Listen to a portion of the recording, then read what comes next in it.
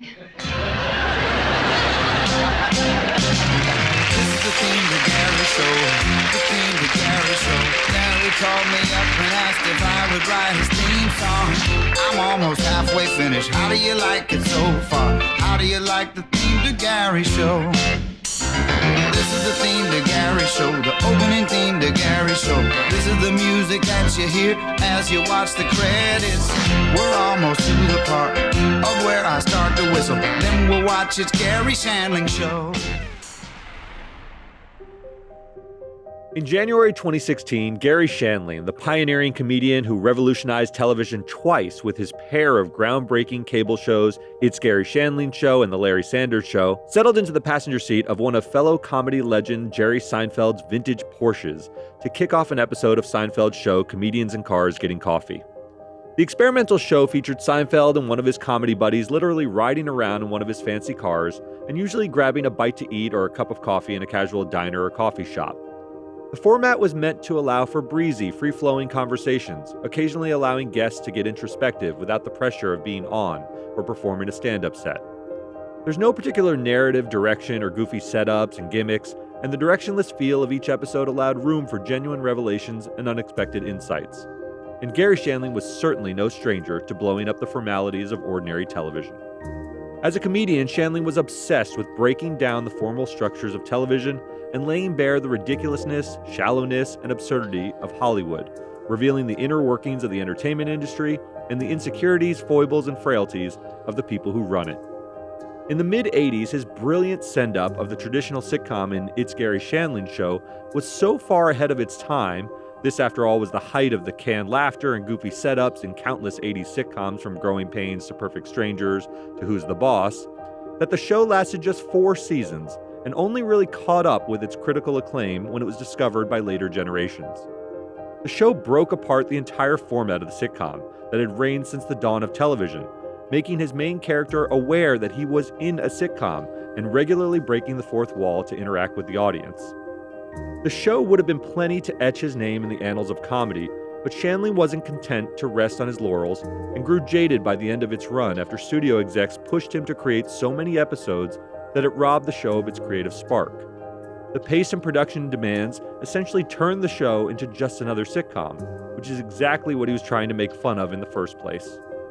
Just a few years later, he'd pull off the trick again, blowing up the late-night talk show format with his ingenious HBO project, The Larry Sanders Show. This time, the world was ready for it, and the show racked up viewers and awards across 6 seasons, and continues to show up on lists of the greatest television shows of all time. So when Jerry and Garry settled in to talk about his career over some coffee, there was a palpable sense of mutual respect between the two giants of the comedy world. Seinfeld, of course, had already made one of the most successful sitcoms in television history, but you could sense his awe and amazement just sitting across from Shandling, who created his own legend by dismantling the very edifice of television comedy to that point. You created an original content form. You ever watch TV, The Office, Modern Family, and go, oh, look, they're still doing me. They're still doing that thing I invented. I knew when I explained to HBO what I wanted to do. I couldn't say it's a little bit of this show and a little bit of that show. I couldn't even do that. And I mean, they thought I was crazy. I said, this doesn't even exist. The world doesn't even exist. What are you doing? It's a great episode filled with insights about each of them and perfectly timed comedic moments that effortlessly and naturally transpire when two incredibly funny guys sit down and have a chat. But although it's hard to tell from the episode, Shandling was not well. He suffered from hyperparathyroidism, which is a serious condition that can elevate blood calcium levels and cause symptoms like kidney stones, bone pain, cardiac arrhythmias, weakness, depression, and confusion if left untreated. He also hadn't been feeling well during a recent trip to Hawaii and complained to doctors about experiencing leg pain and shortness of breath, which can even be heard in some of his interviews. Just a couple months later, after filming with Seinfeld on March 24th, Shandling suddenly collapsed in his home while on the phone with 911 dispatchers and was subsequently rushed to St. John's Hospital in Santa Monica, California. He was pronounced dead a short time later. Garry Shandling was just 66 years old. I'm Derek Kaufman. I'm Jason Beckerman. And this is Last Days, Garry Shandling.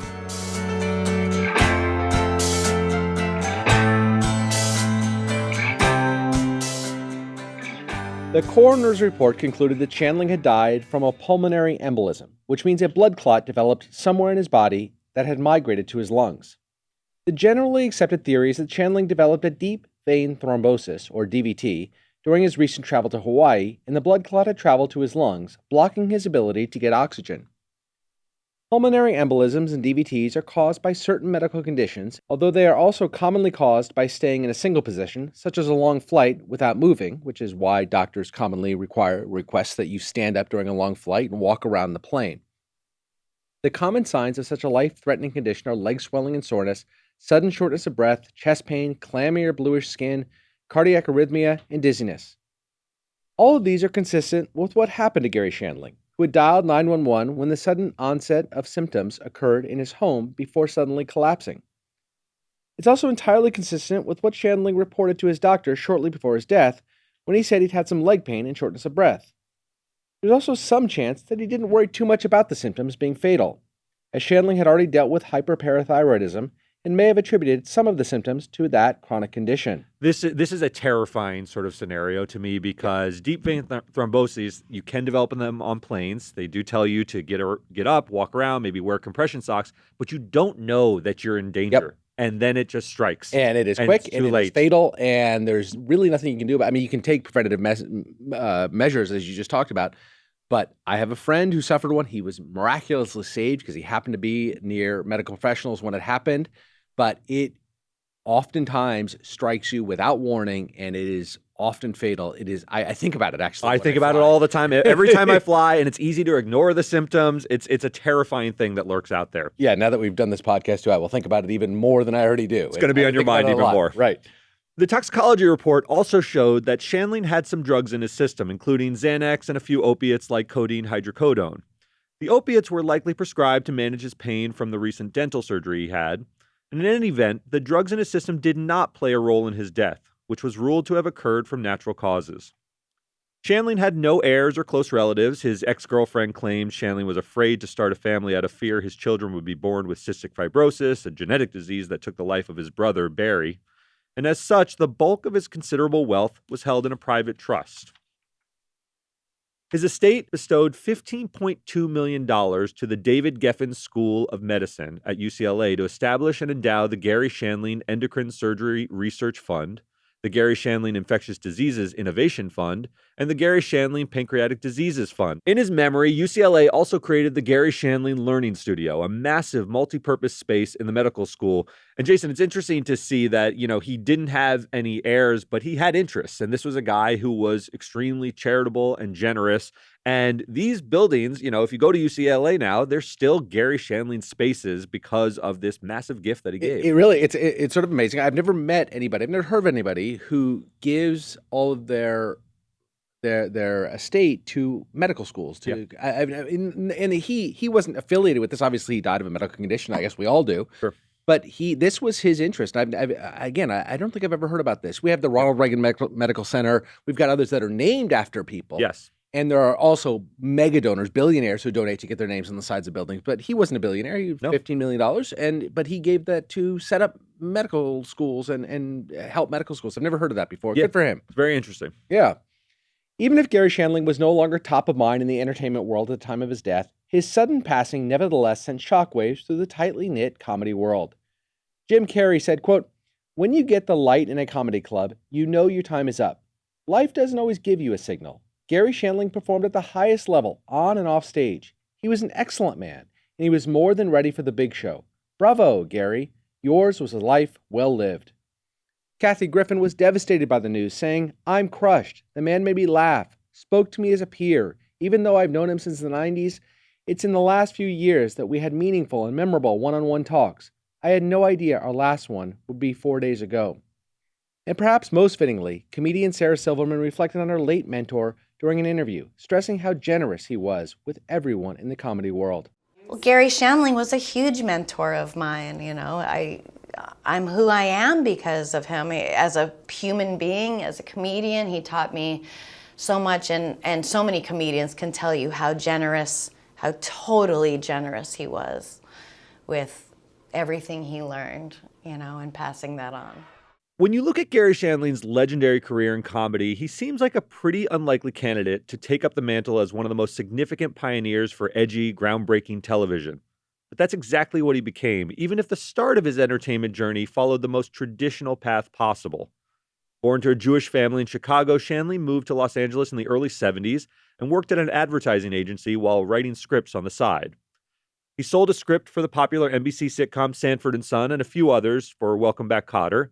These were traditional sitcoms with goofy setups, unrealistic storylines, laugh tracks, and characters with catchphrases like Vinnie Barbarino's "Up Your Nose with a Rubber Hose." But Shandling really chafed at the restrictions of the traditional sitcom world and ventured into stand-up comedy by the late 1970s, adopting a stage persona of a nervous, uptight man on the verge of a nervous breakdown.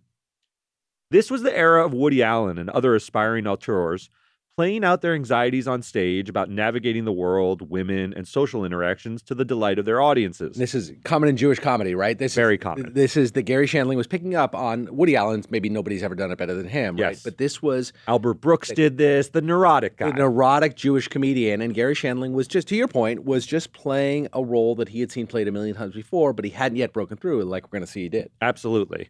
And his big break came after a Tonight Show talent scout booked him as a guest in 1981, essentially launching his career into stand-up comedy. You'll hear this a lot. If you got on the Tonight Show, you took off. It was a real vehicle for that. Not so much anymore, but that was how you did it. And his stand-up set was incredible.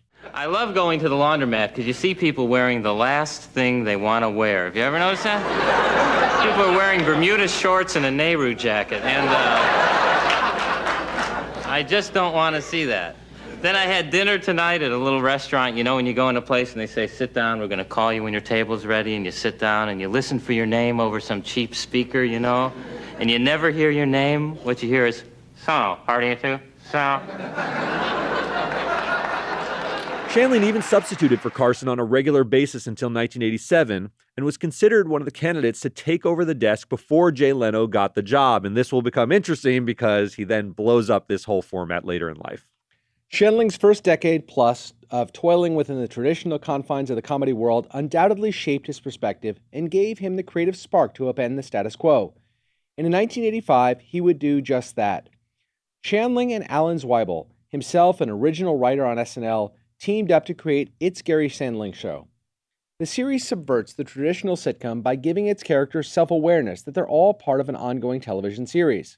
It was a radical concept, first attempted in small ways by George Burns, breaking the fourth wall and speaking to the audience in his sitcom with real-life wife Gracie Allen in the early 50s.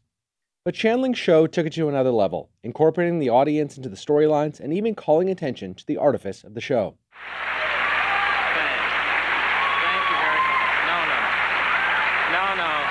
Okay, all right. Just so you folks at home know, we have somebody cueing the applause. It's the same people I take with me on dates, all right? It was an absolutely brilliant show, taking all of the conventions of traditional sitcom pacing and one-liners, but folding them into the meta-commentary on how performing in front of the camera and audience can shape our real-life experiences in odd ways. Jason, I adored this show. And I was a very little kid when it came out in the mid-'80s, but my dad, who I always considered sort of my hero, who had a sophisticated sense of comedy, loved it. So I watched it very closely. It's so far ahead of its time that it was hard to know when to laugh because he was doing a sitcom but making fun of a sitcom. And now that's very commonplace. You think of The Office. That's kind of what The Office is all about. It's sort of winking and looking to the audience.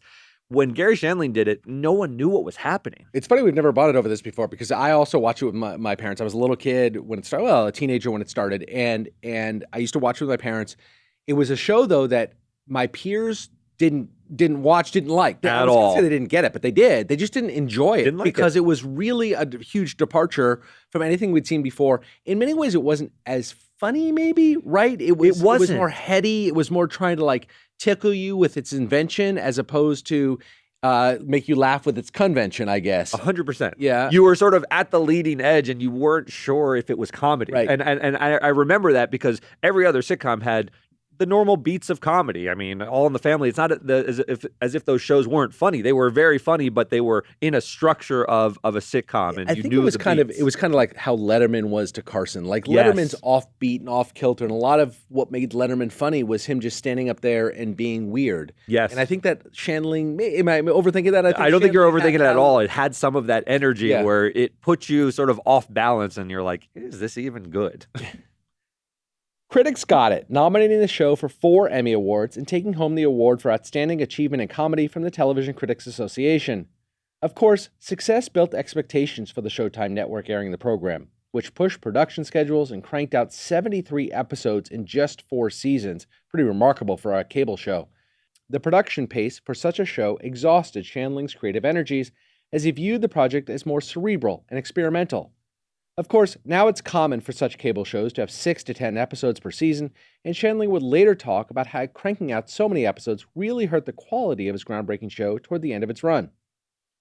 If It's Garry Shandling's show tested the limits of the sitcom format, his next project would completely pull the curtain back on one of the sturdiest formats in the television landscape, the late-night talk show. The Larry Sanders Show chronicles the daily life of the host of a fictional late-night talk show, weaving brilliantly between the canned banter with celebrity guests and the behind-the-scenes antics of the host played by Shandling, his sidekick Hank, played by Jeffrey Tambor, and his producer Artie, played by Rip Torn. You know, I really loved rehearsing that sketch. I'm sorry we couldn't get squeeze it in. You're wonderful at physical comedy. Oh, you know, I love doing broad physical comedy. Well, you're great at it. You are great. I wish we could have done it. Me too. I love it. Maybe you'll come back another time. Maybe we can do it. Wow. I'll have to check my schedule. Sure. Try and work it in. But if we do it, maybe you could talk to costumes about getting you a longer loincloth.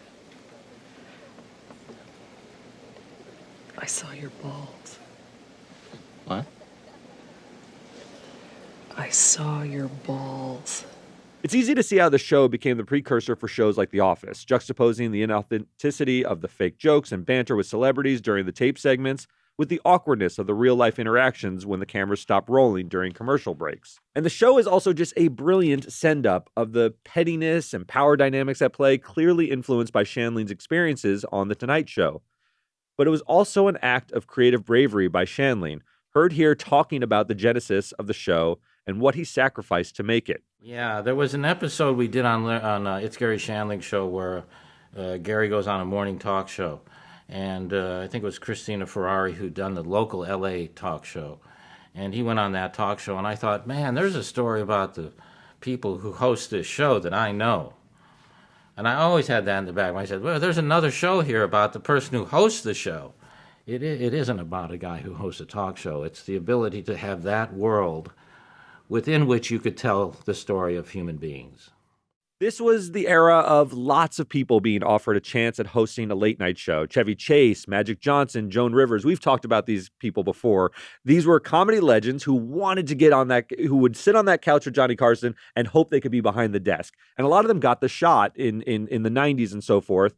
And they tried to replicate that magic of Johnny Carson and David Letterman, but very few succeeded. I mean, television was changing during this time, right? I mean, back in the 60s, 70s, 80s, the most powerful people in television, Johnny Carson was that guy. He was right? that guy. And because these late night shows, these were the most coveted spots in television. It's changing, but this next generation who've grown up with it, Leno especially, you know, they desperately wanted to get into that world. And then all of a sudden, Garry Shandling comes along and he says, this is not who I am. I'm not going to sit behind the Right. mic and entertain people, but I've got this idea for a send-up of these guys. And its brilliance is understated. Again, not always really funny, although I think funnier than the previous incarnation. Yeah.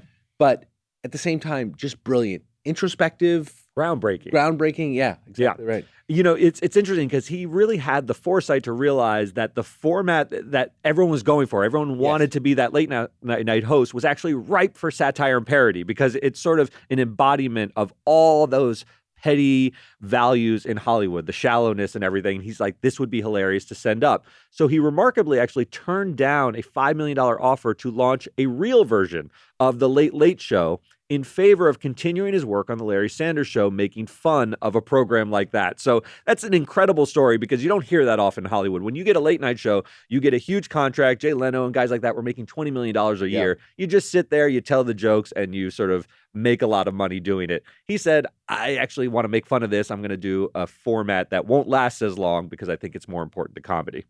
And the gambit really paid off. Shandling was nominated for 18 Emmy Awards, including 5 for acting, 7 for writing, and 6 for being co-EP along with Brad Gray. And in 2002, TV Guide named the show the 38th greatest show of all time, a remarkable feat for a show that's actually making fun of its own medium. And 2 years after his death, Judd Apatow released an HBO documentary called The Zen Diaries of Garry Shandling, about a diary that Shandling kept chronicling his life and the bits of wisdom he acquired during his long career in comedy and entertainment. It's an incredible document, and you can really feel how Apatow, himself a student of comedy and someone who also arguably altered the entertainment landscape while building his own career, really looked up to Shandling as a mentor after getting a start writing for The Larry Sanders Show. There's really no higher praise than a comedian can get than the respect and adulation of their peers, and Shandling certainly had that in spades, both during his life and after. And so I wanted to give the final word to Apatow, who spoke fondly of his late friend and mentor while reading from one of Shandling's poignantly hilarious diary entries during an appearance on Jimmy Kimmel to promote the release of the documentary. And I don't know why he wrote this, because it's not like in an article or anything. He just wrote, "Letter to my 16-year-old self," just things he wanted, like his 16-year-old to know. And it says, "Acne goes away. It's perhaps the biggest advantage to growing older, but then your hair thins, but don't think about that now. I want to assure you that you are enough. Don't doubt this. You are just as God intended. Learn to meditate. Stop masturbating." Were those connected or were those separate I think items? they're connected. "One day you will not have to wear glasses. There's a surgery that can fix your eyes. I know how bad yours are. The doctor may have to go in through the back." And then the last one, it says, "Punch a couple of kids at school. I can't recall their names now, but you know who they are."